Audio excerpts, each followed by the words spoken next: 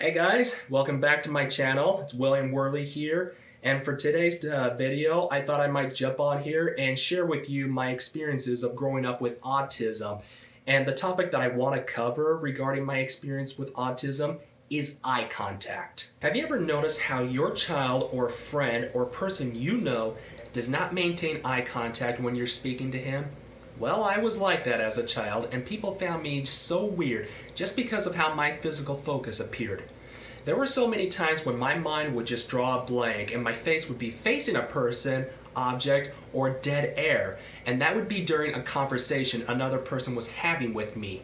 The kind of response I would get was, "William, quit staring at her," or "William, you paying attention to anything I say?" People would always seem to think that snapping their fingers into my eyes or screaming at me was a good way to get my attention, when truthfully, it just motivated me to ignore them on purpose. I could never get used to looking people in the eye until I reached my late teens. However, that doesn't mean I was ignoring them or not understanding them. I struggled with eye contact because I felt like negative messages were being sent to me. I hear the audio coming from the person's mouth, but no matter how loud they speak, the eye contact would just immediately mute their voice. As an autistic person, I used to be really judgmental over another person based on the expression of their eyes. The other person's brows could dawdle, which I may interpret as crazy, or the other person's brows could remain still but in a curved position, which I may interpret as evil. Those types of interpretations could really throw me off guard and make it difficult for me to pay attention to what the opposite person is saying.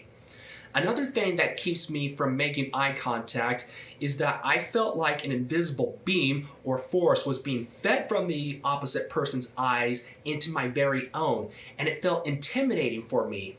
I always preferred not to focus on what intimidates me, which is why I did not maintain eye contact at the time. Instead, I would focus on an object that is very near to the person's eye so that it looks like I am maintaining eye contact, like the person's ear, hair, necklace, freckle, or an object that is past the person's face but very close, like the counter or the refrigerator, chair, or a lamp.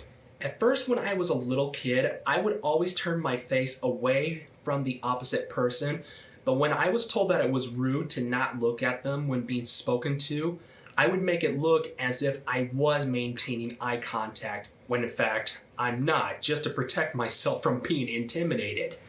Now, you may also notice that some autistic children like to focus on the opposite person's mouth instead of the eye during a conversation. Now, according to Temple Grandin, autistic children prefer to look at the mouth because they are very visual learners, and they can only learn with pictures or words laid out in front of them. Audio is very hard for them to pay attention to. They may either not be able to focus on listening to the audio, or the opposite person may either be speaking too fast or stammer or just jump around on various topics that it becomes hard to focus on. Temple Grandin stated that when autistic children look at the mouth of the opposite person, they can see the words coming from the mouth, which would make it easier for them to interpret what they are saying. The last thing that prevents me from making eye contact is when my mind completely goes blank. As I stated earlier, people would scream at me or snap at me to get my attention, when in fact it would only cause my mind to think nothing because of fear that the person sent to me. And thinking nothing would cause my body to become very still, and I would not be able to pay attention to my surroundings, like an incoming object, another person approaching or talking to me, or a task that I need to finish. It would take minutes, maybe even hours, for me to snap back into reality, and once I did, I would refuse to pay further attention to the person who snapped or shouted at me. Another thing that causes my mind to go blank is because my mind is focused on something else, and it usually takes a lot of effort for me to draw my focus away from what I set it on to something else. For instance, while my body is facing the person talking to me, I would be able to see a solid image of that person, but sooner or later, my mind would become set on something that attracts me, like Star Wars, for instance. As my mind draws closer and closer to the action scenes from the movies, that solid image I once saw of the person speaking to me would slowly fade away to the point where I only see small portions of that person and more images from the movies that thrill me.